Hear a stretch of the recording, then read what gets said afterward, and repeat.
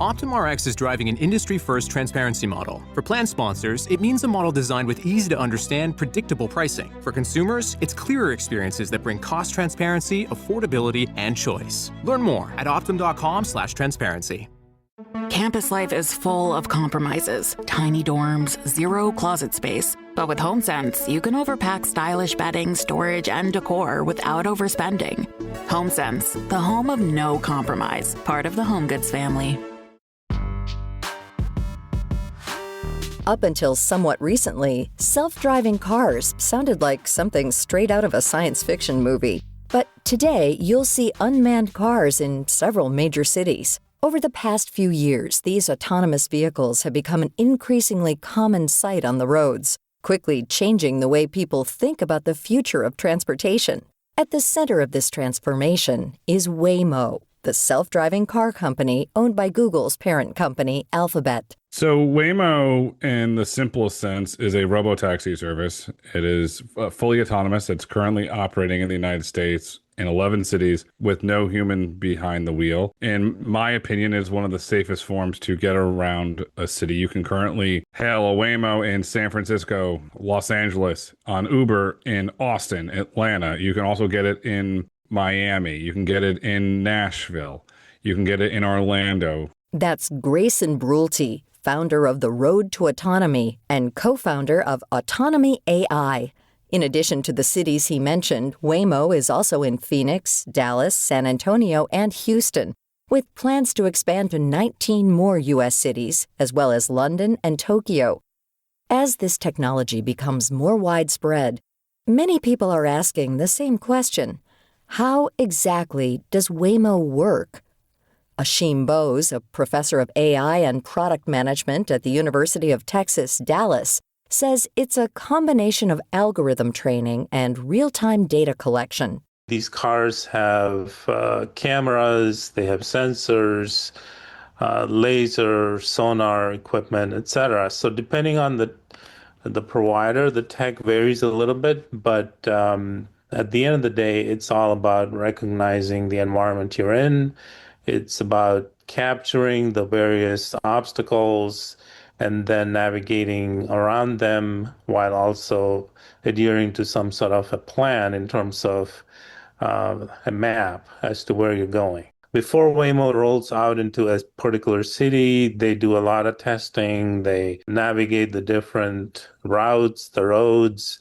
Every city has some unique characteristics, and so they make sure the algorithm gets familiar with it, and then they, make it available to the general public. While car makers like Tesla and BMW offer self-driving features, Waymo is the first company operating vehicles on the road with no one behind the wheel.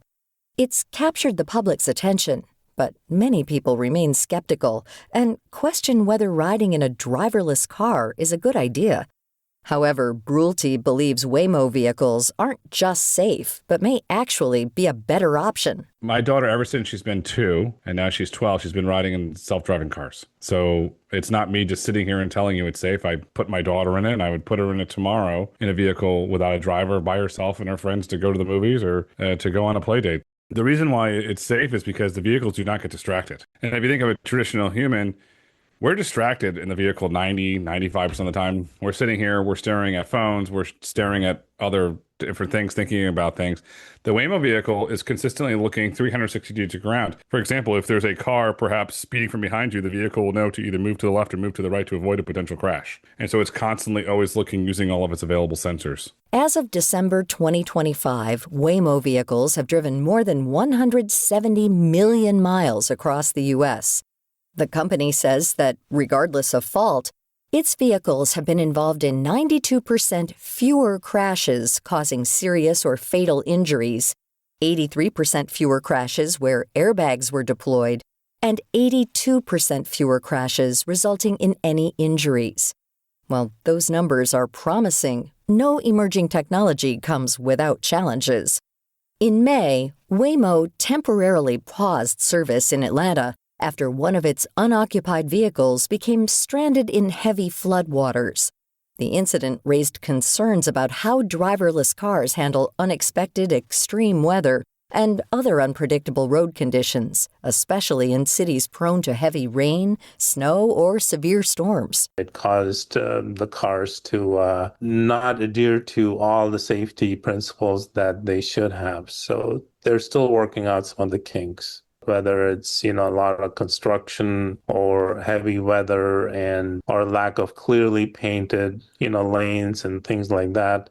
Dawn and dusk driving, nighttime driving. Sometimes there is challenges with cameras and the signals that they capture. So all of these things are being worked on in terms of making the algorithms better on local roadway conditions and so on. So while the safety record is good, there are exceptions, and over time these exceptions will need to be solved for. And in some cities, Waymo cars still don't go on highways. And unlike human drivers, they don't always have the best judgment when it comes to avoiding certain routes or neighborhoods.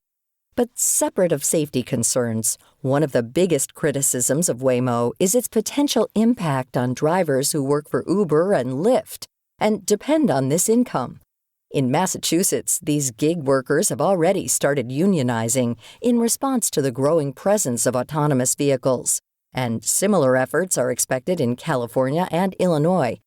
While self-driving cars could threaten jobs, as many forms of automation do, Brulte notes it could also expand access to rideshare services for vulnerable groups like the disabled and the elderly. Waymo will surpass Uber in terms of rides. When that happens, I don't know. I think because you have the issue of the fear of driver, and we saw Uber did the tier for women driver for women riders. And then you have the elderly issue where an elderly individual cannot defend themselves against a potential bad actor in a vehicle. Well, in the autonomous vehicle with no safety driver, no safety attendant, there's nobody to do that. And I think it becomes a really great experience for those individuals. It's just getting over the fear hurdle. While Uber and Lyft offer safety features like driver ratings, live customer support, and unique PIN codes for each ride, some passengers still feel uneasy getting into a car with a stranger.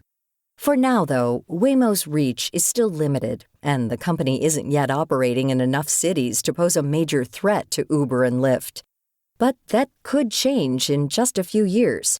Currently, Waymo must navigate regulations on the state level before expanding into new markets. However, a few proposed bills in Congress could create sweeping federal standards for autonomous vehicles that potentially pave the way for much faster expansion of this technology. There have been, I want to call it start-stops in Congress. There's something called the SAFE Act that has gone through Congress that has never gone anywhere, which would legalize all 50 states to allow the technology to go. There is currently a bill in the United States Congress, Build America 250 Act, which would legalize autonomous trucking in all 50 states. Vehicles are not included in that. So there's been start-stops in the House and in the Senate, but there hasn't been anything concrete today. It's all regulated at the state level. As for where Waymo goes next, Bose predicts places with more favorable conditions, like nicer weather, well-painted roadways, and easy on- and off-ramps. But one thing is certain. Waymo's tech will only continue to get better, and as autonomous vehicles become more advanced, Brulte says AI and automation could help make these cars safer and more comfortable than other options. To what the future of self-driving or autonomy is, to me, it's a platform. What could be built on top of it? I think you're going to have a lot of interesting entrepreneurs, artists, creative individuals that say, okay, we have a canvas. And so if you look at your Basquiat, okay, so you're sitting here at a blank canvas. What can I build on top of that? And I believe that agentic AI and what's happening with those agents will allow individual entrepreneurs to create businesses that live on top of that. Is it doing something with the in-vehicle experience? Is it doing something where you're augmenting the windows? To me, autonomy is a platform. And then the question is, the future is what's going to be built on top of that? And I think that's where the true value comes from. Perhaps it's an individual that designs a new interior for the vehicle for a new comfortable experience. I think that's really where it's going now is that experience layer that lives on top of the autonomous vehicle. To learn more about Grayson Brulte, Ashim Bose, and all our featured guests, visit viewpointsradio.org. For more behind the scenes, check out Viewpoints Radio on X, Facebook, and Instagram. This story was written and produced by Grace Galanti. Our executive producer is Amira Zaveri. Our studio manager is Jay Silvers. I'm Marty Peterson.